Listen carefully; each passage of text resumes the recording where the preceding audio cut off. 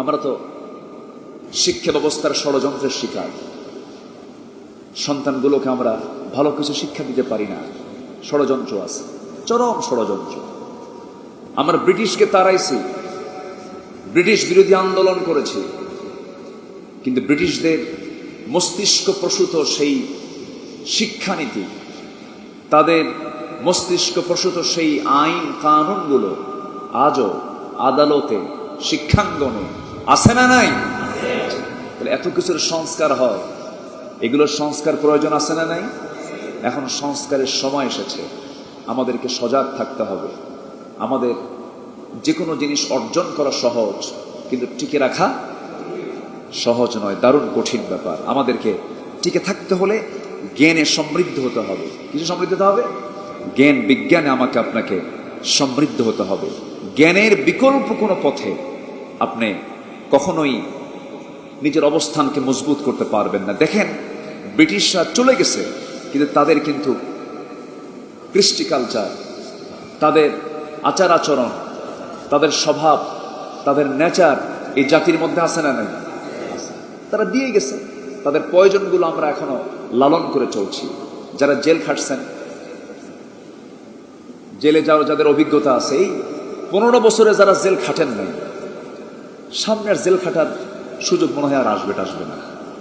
মানে এই চান্স একটা ছিল, কারণ এত মামলা এই 15 বছরে হয়েছে, যত মামলা হয়েছে স্বাধীনতার ইতিহাস 71 থেকে নিয়ে 2024 সাল পর্যন্ত যত মামলা হয়েছে, এই 15 বছরে তার চাইতে মামলার পরিমাণ কম না বেশি?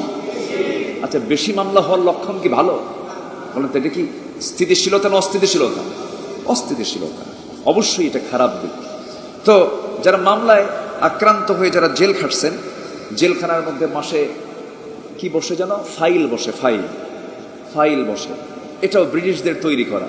সেই ফাইলে হাঁটু তুলে প্রভু আর মনিব আর চাকর, অর্থাৎ রবের সামনে যেমন মাথা নত করে হাত পা ভাঁজ করে বসতে, যেমন আমরা রুকু করি, আমরা সেজদা দেই, ঠিক একই কায়দায় যখন মাসে একবার ফাইল বসে অথবা সপ্তাহে একবার ফাইল বসে, তখন অফিসার আসে তার সামনে নতজানু হয়ে, একদম মানে জাস্ট একটা বান্দার মতো, যেন প্রভুর সামনে সে নত হয়ে বসে আছে।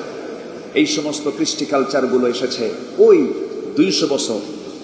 ব্যবসার নামে পর্তুগিজ, ফরাসি, ব্রিটিশ এরা যখন এসেছিল ব্যবসার নামে, এরা 200 বছর শুধু শাসনীকরণই শোষণ করে আজকে ইউরোপীয় সভ্যতা গড়ে তুলেছে আমার দেশের সম্পদ, টাকা পয়সাগুলো। কিন্তু তাদেরকে আমরা তাড়িয়েছি, কিন্তু তাদের রেখে যাওয়ার সেই আদর্শকে আমরা এখনো লালন করেই চলছি। অতএব শিক্ষা ব্যবস্থার এই ত্রুটিপূর্ণ, চরম ত্রুটিপূর্ণ এই শিক্ষা ব্যবস্থার একদম আমূল পরিবর্তন করার দরকার আছে না নাই এই বিষয়ে? কারণ ধন বৃদ্ধি নয়। ধন বৃদ্ধি করে কি করবেন? সালমান এফ রহমান, তার কি টাকা পয়সা আমার আপনার সাথে কম আছে?